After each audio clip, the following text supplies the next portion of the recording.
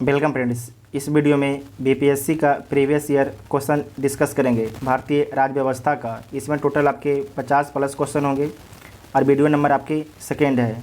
इसका पहले पॉलिटी का एक वीडियो अपलोड हो चुका है, जो नहीं देखे जाकर देख लीजिएगा, प्लेलिस्ट में आपको वीडियो मिल जाएंगे। तो आइए देखते हैं पहला क्वेश्चन। निम्नलिखित संवैधानिक उपचारों में से किसे पोस्ट मास्टर्म भी कहा जाता है? तो बोला जाता है उत्प्रेषण और अधिकार परीक्षा दोनों को बोला जाता है। तो ई इसका राइट आंसर होना चाहिए, लेकिन जो बीपीएससी है इसका आंसर आपको डी दिया है। ठीक है, तो जिनको अगर डी मारना है, अगर एग्जाम में क्वेश्चन आ जाएगा तो डी भी मार सकते हैं, ऐसे इसका आंसर ई हो जाएगा। ठीक है, दोनों हो जाएगा। जो संवैधानिक उपचारों का अधिकार है किस आर्टिकल में? तो आर्टिकल 32 में संवैधानिक उपचारों का अधिकार। डॉक्टर भीमराव अंबेडकर ने जो है संवैधानिक उपचारों का अधिकार को संविधान की आत्मा और हृदय बोला है। संवैधानिक उपचारों में जो है अधिकार परीक्ष को संवैधानिक उपचारों का पोस्टमार्टम भी कहा जाता है। उसके बाद है कि यह एक कार्रवाई है, अधिकार परीक्षा यह एक कार्रवाई है जिसके द्वारा न्यायालय लोक पद पर किसी व्यक्ति के दावे की वैधता की जांच करता है। उसके बाद है उत्प्रेषण। इसके अतिरिक्त जो है उत्प्रेषण को भी पोस्टमार्टम रिट कहा जाता है, क्योंकि इसमें निर्णीत न्यायिक कार्रवाइयों की जांच की जाती है। ठीक है, तो इसका आंसर देखिए, बीपीएससी तो आपको दिया है डी, लेकिन होना चाहिए इसका आंसर ई होना चाहिए। ठीक है, नेक्स्ट क्वेश्चन देखिए। एक कल्याणकारी राज्य का आदर्श वर्णित है। तो एक कल्याणकारी राज्य का आदर्श वर्णित है राज्य के नीति निर्देशक तत्वों में डीपीएसपी में। डीपीएसपी आर्टिकल 36 से 51 तक है, आर्टिकल 36 से 51 तक है। तो ए इसका राइट आंसर हो जाएगा। नेक्स्ट है कि भारत में निम्नलिखित में से किसके अंतर्गत जो है पंचायती राज प्रणाली की व्यवस्था की गई है? तो पंचायती राज प्रणाली की व्यवस्था जो है डीपीएसपी के तहत की गई है, राज्य के नीति निर्देशक सिद्धांत के तहत की गई है। तो सी इसका राइट आंसर हो जाएगा। और किस आर्टिकल में है पंचायती राज है? तो आर्टिकल 40 में है। एग्जाम में बहुत बार पूछा जाता है, तो आर्टिकल 40 आपको याद रखना है। ठीक है, नेक्स्ट क्वेश्चन है कि राज्य के नीति निर्देशक सिद्धांत किस प्रकार मौलिक अधिकारों से भिन्न है? जो डीपीएसपी है, डीपीएसपी जो है किस प्रकार जो है फंडामेंटल राइट से अलग है?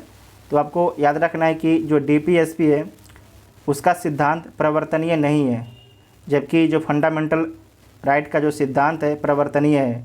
सिंपल से कहने का मतलब है कि जो डीपीएसपी का अगर सरकार हनन कर देती है, या जो कुछ आपके डीपीएसपी में लिखा गया है सरकार उसे लागू नहीं करती है, तो आप कोर्ट में जाके नहीं बोलिएगा कि जो सरकार है मेरा डीपीएसपी लागू नहीं कर रही है। जबकि सरकार अगर आपका फंडामेंटल राइट का उल्लंघन कर देती है या आपका फंडामेंटल राइट लागू नहीं करती है, तब कोर्ट में जाइएगा और बोलिएगा कि मेरा फंडामेंटल राइट उल्लंघन हो गया, तो कोर्ट जो है सरकार पर कार्रवाई भी कर देगी। लेकिन नीति निर्देशक सिद्धांत में जो है सरकार पर कार्रवाई कोर्ट नहीं कर सकती है। इस बात को आपको ध्यान रखना है। ठीक है, तो सी इसका राइट आंसर हो जाएगा। नेक्स्ट क्वेश्चन है कि मौलिक कर्तव्यों को निर्धारित किया गया है। तो मौलिक कर्तव्य को जो है 42वें संविधान संशोधन 1976 के द्वारा संविधान में जोड़ा गया है। तो सी इसका राइट आंसर हो जाएगा। और किस कमेटी की सिफारिश पर जोड़ा गया है? तो स्वर्ण सी कमेटी के सिफारिश पर जोड़ा गया है। ठीक है, जब मौलिक कर्तव्य संविधान में जोड़ा गया 42वें संविधान संशोधन 1976 के द्वारा, तो कितने प्रकार के मौलिक कर्तव्य थे? तो 10 प्रकार के मौलिक कर्तव्य थे, लेकिन वर्तमान में जो है 11 प्रकार के मौलिक कर्तव्य हैं। इसका मतलब एक जो है मौलिक कर्तव्य बाद में जोड़ा गया। तो आपको याद रखना है कि 86 संविधान संशोधन 2002 के द्वारा जो है 11वां मौलिक कर्तव्य जोड़ा गया है। इतना आप सभी को याद रखना है। उसके बाद नेक्स्ट है कि 42वें संविधान संशोधन के 10 आचार आदेशों को किस नाम से जाना जाता है? तो मौलिक कर्तव्य के नाम से जाना जाता है। ठीक है, अब कितने हो गए हैं? अब 11 आचार आदेशों हो गए, मतलब कि 11 मौलिक कर्तव्य हो गए हैं। 11वां कब जोड़ा गया है? तो 86 संविधान संशोधन 2002 के द्वारा। आपको सारे पॉइंट को याद रखना है।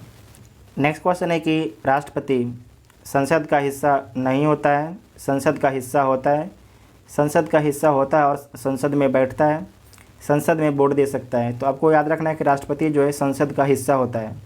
तो बी इसका राइट आंसर हो जाएगा। लोकसभा, राज्यसभा और प्रेसिडेंट, इन तीनों के मिलने से जो है संसद का निर्माण होता है। जब भी कोई बिल कोई बिल जो है लोकसभा और राज्यसभा से पास होने के बाद जो है प्रेसिडेंट है उनके पास जाता है। जब तक राष्ट्रपति उस पर हस्ताक्षर नहीं करते हैं, जब तक वह एक्ट नहीं बनता। इस बात को आपको ध्यान रखना है, ठीक है। तो बी इसका राइट आंसर हो जाएगा।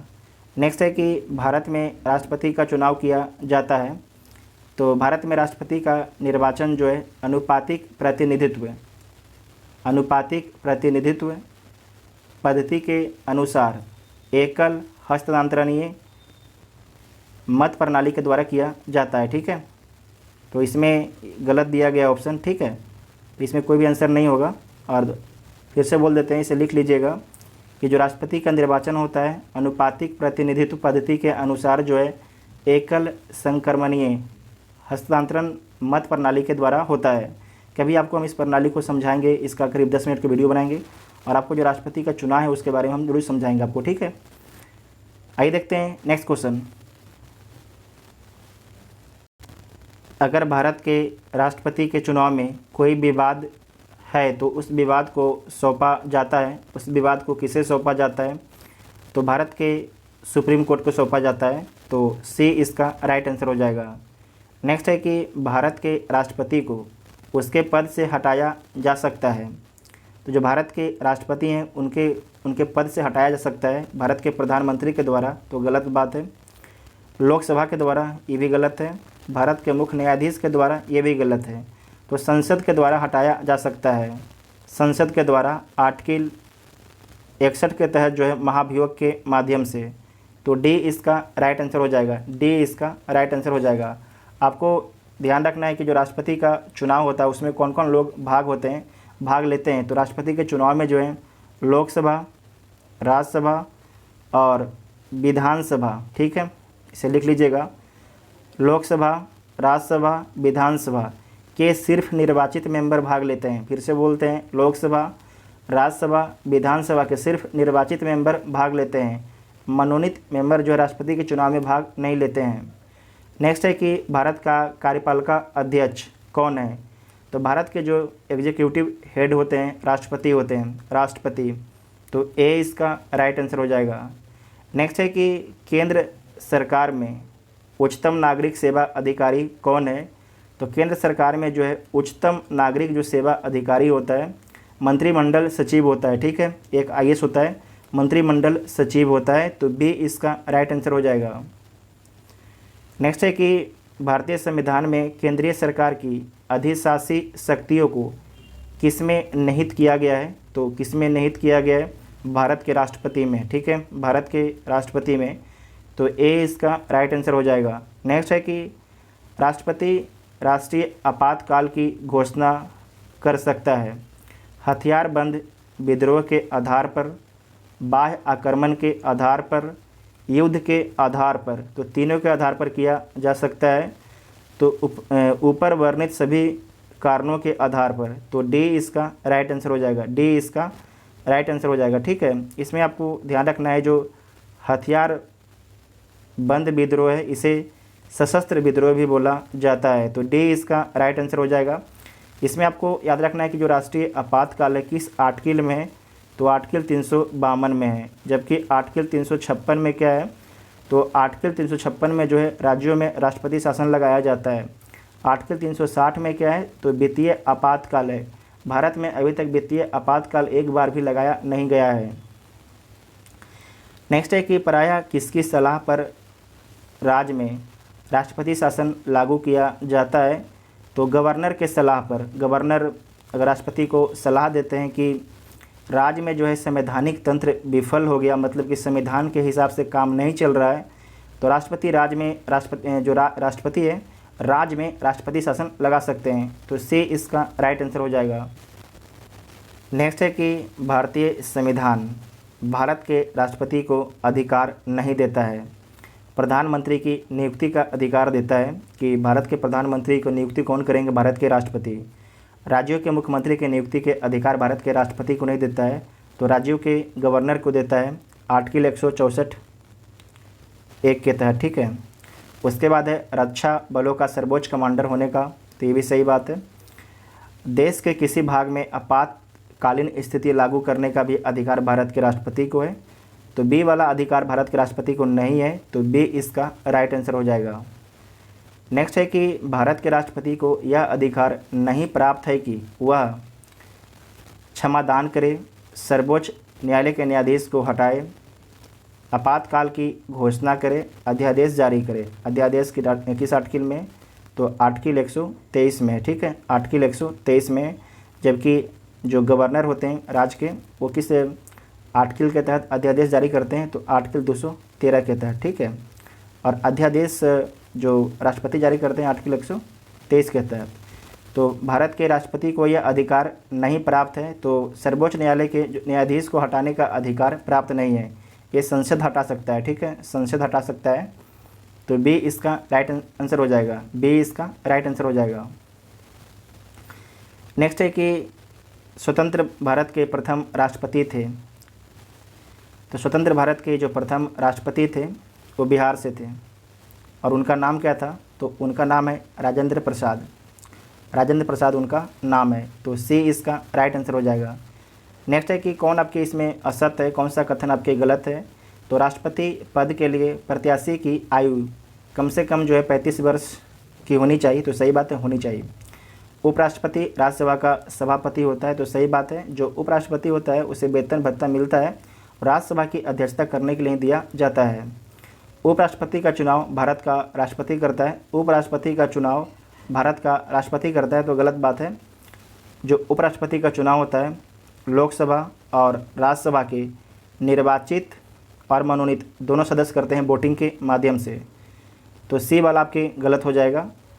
जबकि डी में है कि भारत के प्रथम राष्ट्रपति राजेंद्र प्रसाद थे, तो सही बात है, थे, तो सी वाला आपका गलत हो जाएगा, ठीक है, सी वाला गलत हो जाएगा।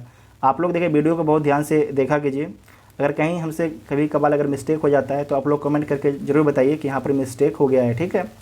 और वीडियो आपको अगर हेल्पफुल लगता है तो आप लोग वीडियो को अपने दोस्तों में शेयर जरूर किया कीजिए, और जो अभी तक टेलीग्राम ग्रुप ज्वाइन नहीं किए हैं टेलीग्राम ग्रुप जरूर ज्वाइन कर लीजिए। तो नेक्स्ट क्वेश्चन है कि राज्यसभा का सभापति कौन होता है? तो राज्यसभा का सभापति होता है भारत का उपराष्ट्रपति, ठीक है, भारत का उपराष्ट्रपति, तो बी इसका राइट आंसर हो जाएगा। नेक्स्ट है कि भारत का प्रधानमंत्री मुख्य है राज्य सरकार का, केंद्रीय सरकार का, राज्य तथा केंद्रीय सरकार दोनों का, उपरोक्त में से कोई नहीं। ये 2005 में पूछा गया है कि भारत का जो प्रधानमंत्री मुख्य है केंद्रीय सरकार का है, ठीक है, केंद्रीय सरकार का है, तो बी इसका राइट आंसर हो जाएगा, बी इसका राइट आंसर हो जाएगा। नेक्स्ट है कि संघीय मंत्रिपरिषद के मंत्री उत्तरदायी होते हैं प्रधानमंत्री के प्रति, राष्ट्रपति के प्रति, संसद के प्रति, केवल लोकसभा के प्रति। अच्छा क्वेश्चन है कि संघीय मंत्रिपरिषद के मंत्री उत्तरदायी होते हैं, तो किसके प्रति उत्तरदायी होते हैं? तो केवल लोकसभा के प्रति उत्तरदायी होते हैं। इस बात को आपको ध्यान रखना है, ठीक है, केवल लोकसभा के प्रति, तो डी इसका राइट आंसर हो जाएगा। नेक्स्ट क्वेश्चन है कि भारतीय राजनीतिक व्यवस्था में कार्यपालिका खाली स्थान के अधीन रहकर कार्य करता है या करती है? तो विधायिका के अधीन रहकर काम करती है, तो बी इसका राइट आंसर हो जाएगा। ये विधायिका है, विधायिका में लोकसभा और राज्यसभा के मेंबर होते हैं। जो कार्यपालिका है, कार्यपालिका में भी आपके लोकसभा और राज्यसभा के मेंबर होते हैं। इस बात को आपको ध्यान रखना है, जो कार्यपालिका के सदस्य होंगे वो आपके विधायिका के सदस्य होंगे, इस बात को आपको ध्यान रखना है। जो आपके कार्यपालिका है विधायिका के अधीन काम करता है, तो बी इसका राइट आंसर हो जाएगा। नेक्स्ट है कि सरकार की संसदीय व्यवस्था के विषय में निम्नलिखित में से कौन सा वक्तव्य सही है? विधायिका जो है न्यायपालिका के प्रति जवाबदेह है, तो गलत है। विधायिका जो है कार्यपालिका के प्रति जवाबदेह, ये भी गलत है। विधायिका एवं कार्यपालिका दोनों स्वतंत्र हैं, तो ये भी गलत है, एक दूसरे को बैलेंस करते हैं। राष्ट्रपति जो है न्यायपालिका के प्रति जिम्मेदार है, तो ये भी गलत हो जाएगा। इसका राइट आंसर क्या हो जाएगा? इसमें राइट आंसर हो जाएगा कि जो कार्यपालिका है विधायिका के प्रति जिम्मेदार है। कार्यपालिका जो है विधायिका के प्रति जिम्मेदार है, तो इसमें से कोई भी आंसर आपका सही नहीं होगा, तो ई इसका राइट आंसर हो जाएगा, ठीक है, ई इसका राइट आंसर हो जाएगा। नेक्स्ट है कि भारत का प्रधानमंत्री किसके प्रति जवाबदेह है? तो जो भारत के प्रधानमंत्री हैं वो मंत्रिमंडल का सदस्य होते हैं, तो किसके प्रति जवाबदेह होते हैं? लोकसभा के प्रति, ठीक है, लोकसभा के प्रति, तो सी इसका राइट आंसर हो जाएगा। नेक्स्ट है कि संविधान में मंत्रिमंडल शब्द का एक ही बार प्रयोग है किस आर्टिकल में जो है संविधान में मंत्रिमंडल शब्द का एक ही बार प्रयोग हुआ है? तो आर्टिकल 352 में जो है मंत्रिमंडल शब्द का एक ही बार प्रयोग किया गया है, तो ए इसका राइट आंसर हो जाएगा। ए इसका राइट आंसर हो जाएगा। राष्ट्रपति जो है आपातकाल की उद्घोषणा तभी करेंगे जब मंत्रिमंडल उन्हें लिखित रूप से सूचित करेगा। ठीक है, इस बात को आपको ध्यान रखना है। आर्टिकल 76 में क्या है? आर्टिकल 76 में भारत का महान्यायवादी अटॉर्नी जनरल है। और आर्टिकल 356 में क्या है? तो आर्टिकल 356 में जो है राज्यों में राष्ट्रपति शासन। ठीक है, इतना आप सभी को याद रखना है।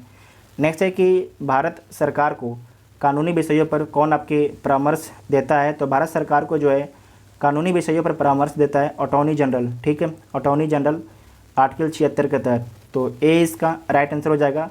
अटॉर्नी जनरल कौन बन सकता है? तो जो सुप्रीम कोर्ट के जज बनने की योग्यता रखता है वो आपको अटॉर्नी जनरल बन सकता है। इसकी नियुक्ति कौन करता है अटॉर्नी जनरल की? तो भारत के राष्ट्रपति करते हैं। और भारत के राष्ट्रपति के प्रसाद पर्यंत जो है अटॉर्नी जनरल अपने पद पर बने रहते हैं। नेक्स्ट क्वेश्चन है कि भारत का महान्यायवादी किसके द्वारा नियुक्त किया जाता है? तो भारत का महान्यायवादी भारत के राष्ट्रपति के द्वारा नियुक्त किया जाता है। तो बी इसका राइट आंसर हो जाएगा। ठीक है। नेक्स्ट है कि कानूनी विषयों पर राज्य सरकार को कौन परामर्श देता है? यहाँ पर ध्यान रखिएगा, पूछा जा रहा है कि राज्य सरकार कानूनी विषयों पर जो है राज्य सरकार को कौन परामर्श देता है? तो एडवोकेट जनरल महाधिवक्ता। ठीक है, तो बी इसका राइट आंसर हो जाएगा। जो एडवोकेट जनरल है किस आर्टिकल के तहत है? तो आर्टिकल 165 के तहत है। इसकी नियुक्ति कौन करता है एडवोकेट जनरल की? तो राज्यपाल करता है। ठीक है, राज्यपाल करता है। और राज्यपाल के प्रसाद पर्यंत जो है अपने पद पर बना रहता है एडवोकेट जनरल। तो बी इसका राइट आंसर हो जाएगा। नेक्स्ट है कि आज़ादी के बाद भाषा के आधार पर भारत के राज्यों का पूर्ण गठन किस वर्ष में हुआ? तो किस वर्ष में हुआ? 1956 में। ठीक है, 1956 में। तो सी इसका राइट आंसर हो जाएगा। अच्छा क्वेश्चन है। नेक्स्ट क्वेश्चन है कि लोकसभा का नेता कौन होता है? तो लोकसभा का नेता जो है भारत के प्रधानमंत्री होते हैं, भारत के प्रधानमंत्री। तो बी इसका राइट आंसर हो जाएगा। ठीक है, बी इसका राइट आंसर हो जाएगा। इसमें आपको ध्यान रखना है कि आर्टिकल 75 एक के तहत जो है राष्ट्रपति लोकसभा में बहुमत दल के नेता को प्रधानमंत्री पद पर नियुक्त करते हैं। अतः लोकसभा में बहुमत दल का नेता होने के साथ प्रधानमंत्री को पूरी लोकसभा का नेता माना जाता है। ठीक है। नेक्स्ट है कि लोकसभा का सदस्य चुने जाने के लिए एक व्यक्ति को किस आयु से कम का नहीं होना चाहिए? तो अगर लोकसभा का मेंबर चुना जाना है तो कम से कम 25 वर्ष आयु होना चाहिए। अगर विधानसभा का मेंबर चुना जाना है तो कम से कम 25 वर्ष होना चाहिए। पंचायत का चुनाव लड़ना है तो 21 वर्ष होना चाहिए। अगर राज्यसभा में जाना है तो 30 वर्ष होना चाहिए। राष्ट्रपति बनना है तो 35 वर्ष उम्र चाहिए। ठीक है, इतना आप सभी को याद रखना है। तो सी इसका राइट आंसर हो जाएगा। सी इसका राइट आंसर हो जाएगा। नेक्स्ट है कि संसद सदस्य बनने हेतु न्यूनतम उम्र क्या है? न्यूनतम उम्र तो 25 वर्ष। लगता है सेम क्वेश्चन रिपीट हो गया क्या? एक सेकेंड, नहीं सेम नहीं है, अलग अलग समय पूछा गया। 2018 में पूछा गया है और 2017 में पूछा गया है। ठीक है, तो सी इसका राइट आंसर हो जाएगा। दोनों एक तरीके से सेम ही क्वेश्चन है, आपको दिखाने के लिए शायद दिया गया होगा कि देखिए क्वेश्चन रिपीट होता है, हर साल ही क्वेश्चन रिपीट होता है। नेक्स्ट है कि लोकसभा चुनाव का कोई प्रत्याशी अपनी जमानत खो देता है यदि उसे प्राप्त ना हो सके।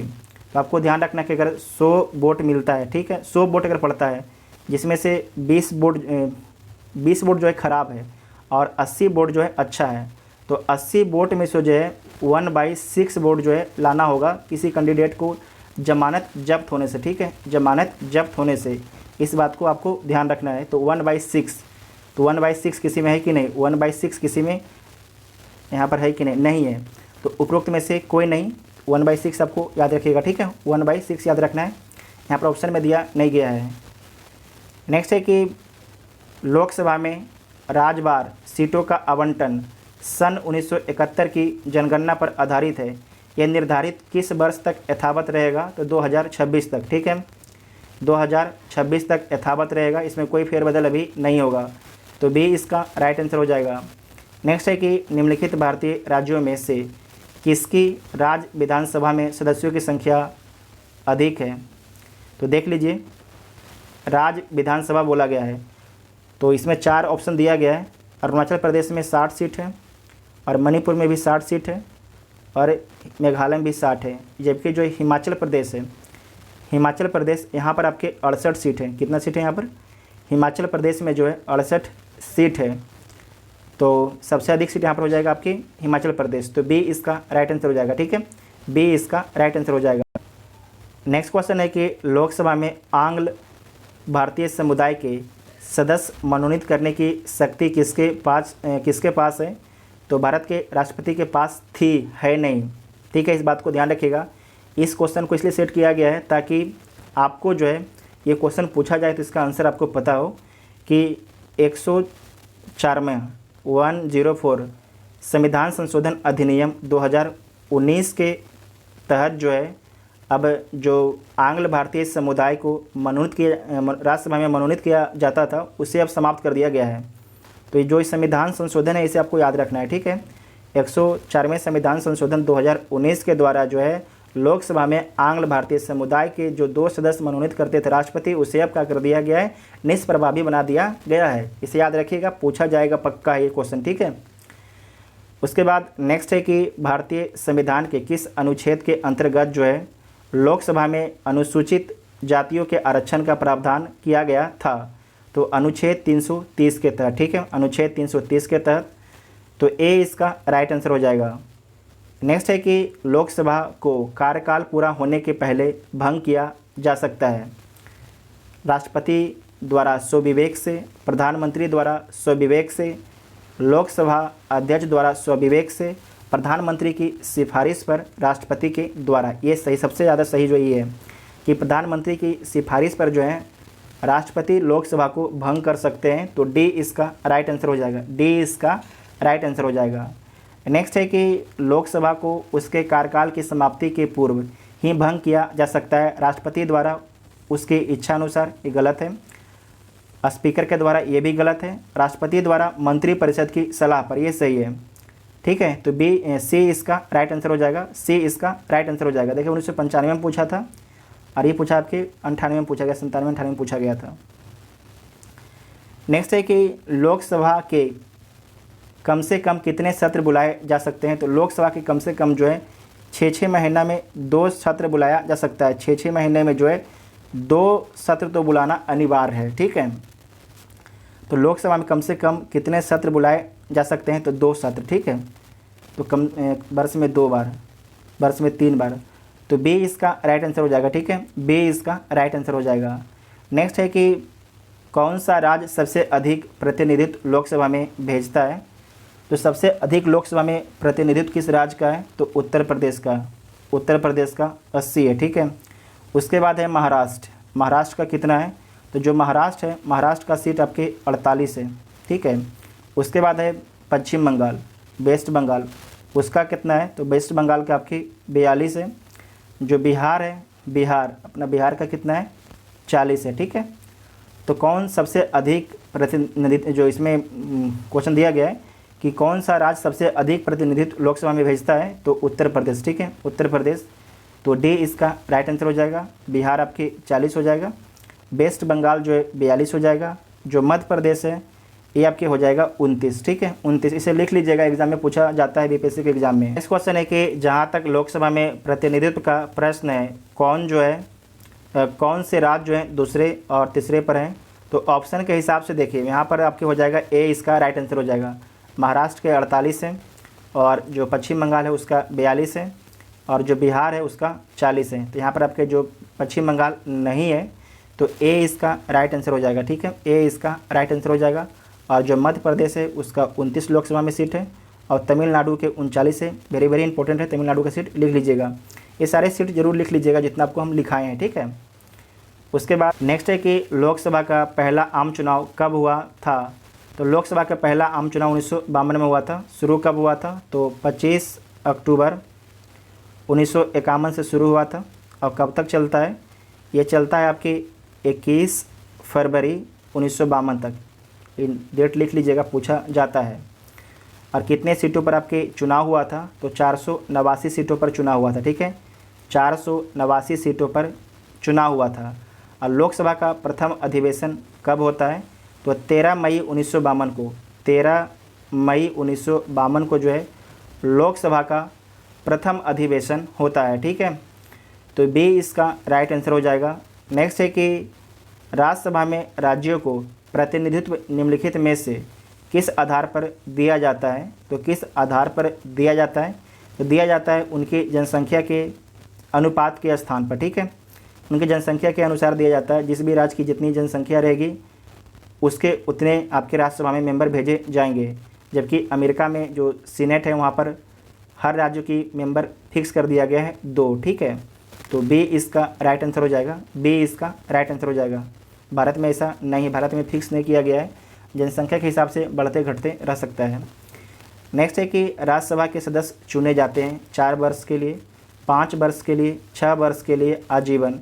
तो जो राज्यसभा के सदस्य होते हैं वो 6 वर्ष के लिए चुने जाते हैं। राज्यसभा के सदस्य के बारे में बोला जा रहा है। पूछा जाएगा कि राज्यसभा जो है अस्थायी सदन है कि नहीं? तो राज्यसभा जो है अस्थायी सदन है, ठीक है, राज्यसभा अस्थायी सदन है, इस बात को ध्यान रखिएगा, बहुत बार एग्जाम में पूछा जाता है। नेक्स्ट है कि राज्यसभा को अस्थायी सदन कहते हैं क्योंकि, पूछ ही दिया, अगला क्वेश्चन पूछ ही दिया आपसे इस चीज़ को, कि राज्यसभा को अस्थायी सदन कहते हैं क्योंकि सभी सदस्य आजीवन सदस्य होते हैं। गलत बात है, इसे विघटित नहीं किया जा सकता है, तो इसीलिए, ठीक है, राज्यसभा को अस्थायी सदन कहते हैं, इसे विघटित नहीं किया जा सकता है इसीलिए। तो बी इसका राइट आंसर हो जाएगा, ठीक है। नेक्स्ट है कि राष्ट्रपति द्वारा राज्यसभा में कितने व्यक्ति मनोनीत किए जाते हैं? तो राष्ट्रपति द्वारा राज्यसभा में जो है 12 सदस्य को मनोनीत किया जाता है। इसमें है आपका साहित्य है, उसके बाद विज्ञान है, कला है, समाज सेवा में विशेष ज्ञान या व्यवहारिक अनुभव प्राप्त व्यक्ति को मनोनीत किया जाता है राज्यसभा में मेंबर, ठीक है। तो सी इसका राइट आंसर हो जाएगा। नेक्स्ट है कि लोकसभा के स्पीकर का निर्वाचन होता है संसद के दोनों सदनों द्वारा, प्रत्यक्ष रूप से जनता द्वारा, लोकसभा के सभी सदस्यों द्वारा, लोकसभा में बहुमत प्राप्त दल के सदस्यों द्वारा। तो इस बात को आपको ध्यान रखना है कि जो आपके लोकसभा के स्पीकर हैं उनका चुनाव लोकसभा के सदस्यों के द्वारा ही किया जाता है, लोकसभा के जो मेंबर होते हैं उन्हीं के द्वारा किया जाता है। तो सी इसका राइट आंसर हो जाएगा, ठीक है, सी इसका राइट आंसर हो जाएगा। इस वीडियो में टोटल हम लोगों ने करीब 51 प्रश्न को डिस्कस किए हैं। आप लोग कमेंट करके ज़रूर बताइएगा आपको वीडियो कैसा लगा, और वीडियो आप लोग अपने दोस्तों में शेयर ज़रूर किया कीजिए। Thank you.